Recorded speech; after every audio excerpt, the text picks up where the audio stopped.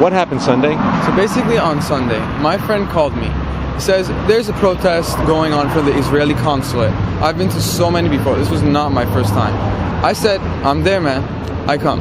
I call him before. I say, how many Jews are there? How many on the Israeli side? He says 0. I say, he's probably exaggerating. His name's Aaron. And so I come there. Literally, there are 0 Jews. I have this huge Israeli flag, and his IDF t-shirt, tzitzit, kippah, of course, and a small Israeli flag is kind of sticking out of my pocket. Just had another one. So I come. As soon as I come, they see me. I'm very noticeable. They start coming after me and following me basically.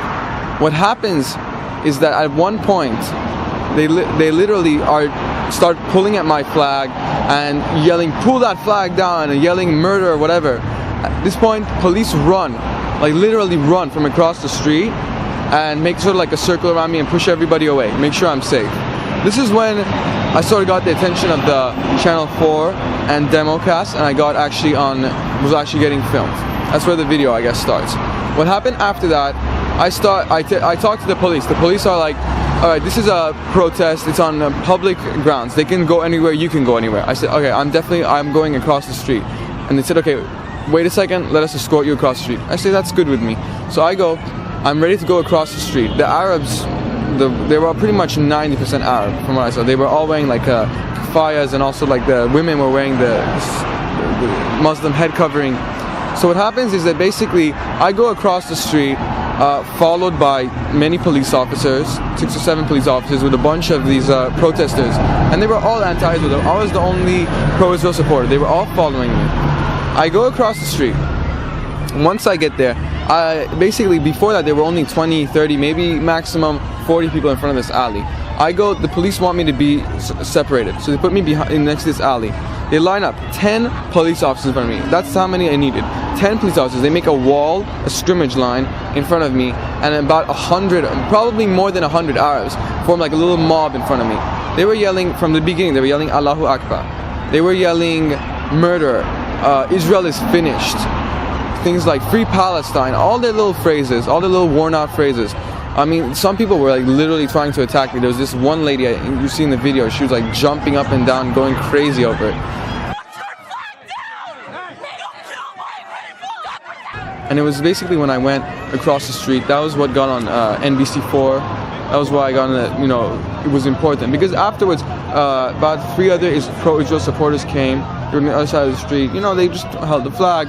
Maybe said a couple of things. It was nice to have them there. We were still obviously very small, just 3 against many hundreds. But at least they came and gave their support. I was there just to wave the flag, just to show that I support Israel, that I stand with Israel, that I'm not just gonna, I'm just not. If they're gonna be in the street, in front of cars driving by, in front of everyone, chanting their phrases, "Free Palestine," waving their terrorist PLO flags, because there is no. All right. What about the West Bank and Gaza? What are they? The West Bank and Gaza is no doubt Eretz Israel. Right now, what does that mean in English? Land of Israel. Right. Judea and Samaria is Jews and Arabs. Gaza is 100% Arab. There's not a single Jew living there. Gaza is not our focus right now. Right now we're focusing on Judea and Samaria, basically. Of course. You mean the West Bank? Yeah, and making sure there's no Arab terrorist state formed there by the terrorist PLO organization, and eventually even a worse terrorist organization, Hamas, would take over, obviously. So we're definitely that's the battle we're fighting. Why did you come out today? I came out because I want to support Israel, because they were attacking. Watch your curve. When they had the right. They were attacked first. They did what they had to. Those people were not humanitarians, all right? The head of the Islamic movement, the northern branch in Israel, was there. He's a provocateur. He's there to cause violence. The ship was armed with knives. Basically, this ship was armed with knives, batons, all kinds of things to attack Israeli soldiers with. Okay? There's a Navy blockade on Gaza. They were just doing their job, these soldiers. They're not murderers. They're not bad people. Okay? They're just Israeli soldiers trying to defend their country. Okay? Gaza is an area where Hamas controls. It's a terrorist organization. They're just trying to kill Israelis. Okay? We're just trying to stand up for our country. We're not doing anything else. What's your name? I'm Daniel Pereg. How do you spell your last name? Pereg. And are you affiliated with any group? I'm affiliated with the group of Judaism and Israel. And that's it. Now, how do you know that ship was armed?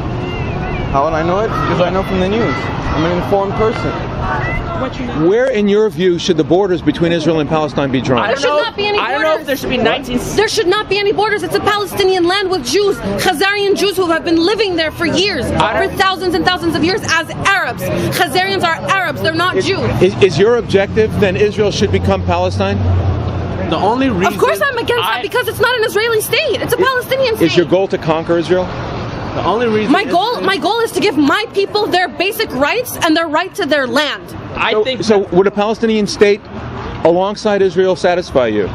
No. Alongside with the Jews can live in a Palestinian state. There should not be an Israeli state. Okay, thank you. Israeli state does not even exist. It started 1948. It started 1948 after Winston Churchill signed in 1950. The only reason Israel is doing this is because they got kicked out from the German whatever happened to them. So they're trying to take out their anger to someone else. What about the Bible? The Bible? You know, Solomon. I'll probably answer that. The Jewish presence in Israel from the biblical days. I don't know. What did you think when you saw him walk around that corner? I thought it was a pretty bold move on his part. But we had enough officers in place to take care of him and make sure that he was safe. See, as a potential dangerous situation? Absolutely, because the crowd was rather hostile toward him, and that was very apparent by their actions.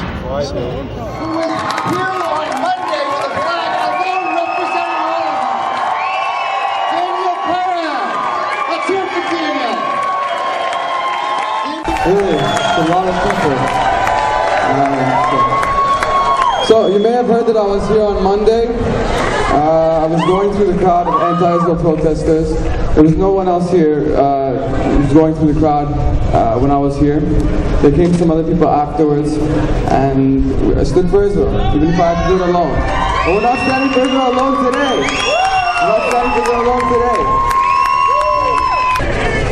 So our numbers are pretty great today, right? We're in the thousands, and we're proud of it. We're proud of it. Alright, Chaverim, we stand for the truth, we bash the lies, and we know that God is with us when we defend ourselves. We know that He's always going to be with us. We know we did the right thing, and that's why we're here. Alright. I just want to tell you, for those of you that are here to support Israel, which is literally the thousands, our best way to support Israel, our best way to help Israel is to make Aliyah. Alright, our country has been waiting for us. For 2,000 years, they've been waiting for us. And now, finally, it's time to come home. That's how we can help us. Just wanted to say something. For Gilad Shalit, may God bless him and keep him soon. Release him from the Hamas captivity. It's horrible. We really pray for him. People pray for him every day. He's in our prayers. But our only hope, our hope is that he can come without any terrorist murders being exchanged for him. Now listen, our ultimate goal is what? Peace, security, and prosperity for our country and for our Jewish homeland and our people.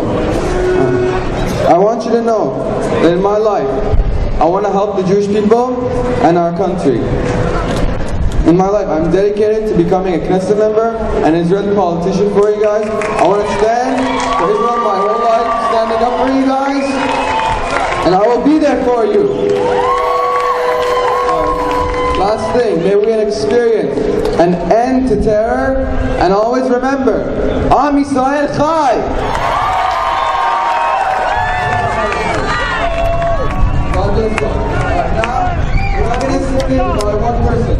I've been pretty down on the youth of today as far as their interest in anything other than techno music and materialistic pursuits. And when I saw this video, and heard about the video before I saw it, I basically was enamored with the whole thing. I was stunned at his courage and his conviction and his willing to put himself out there like that. Like I haven't seen any kid his age do ever in my 54 years on the planet. And I was basically down on this next generation coming up and worried whether they'd step up to the plate when the time comes, when they're on the stage, so to speak, and it's their generation. And now with guys like Daniel, and a few other kids that I've been meeting over the last few weeks and months, it's restored somewhat my faith in the Jewish youth.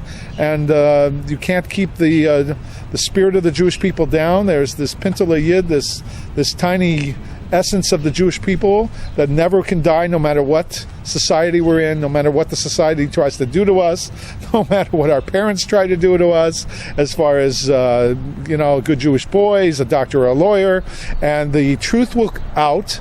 And the truth of the matter here is that Daniel's heart told him that somebody had to stand up for the Jewish people. Somebody had to be willing to go out there and decry the lies that were being uttered in public and the defamation, especially in front of our own consulate in the middle of Los Angeles.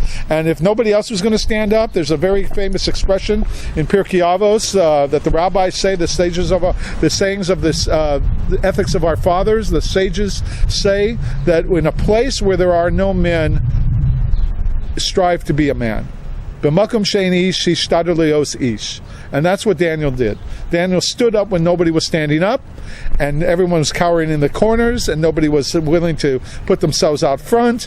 And with that kind of courage and that kind of conviction, it renews my faith in the future of the Jewish people, and certainly the American Jewish youth, from whatever country they emanated from to come here. It's their American Jewish youth growing up in LA in the 21st century, and as such they are destined to greatness, because people like Daniel, despite everything that this society has thrown at us, there could still be someone like Daniel in our society. All I want to say is DemoCast was the reason why everything got out. They were the ones that filmed this. My thanks goes to them. My heart goes out to them. They were the ones that brought me here, thankfully, and I'm very happy to be here. I would never have been speaking here if it wasn't for that. I just came to protest for Israel. I didn't come to get on TV, and it was DemoCast that spread this. So yes, subscribe to DemoCast.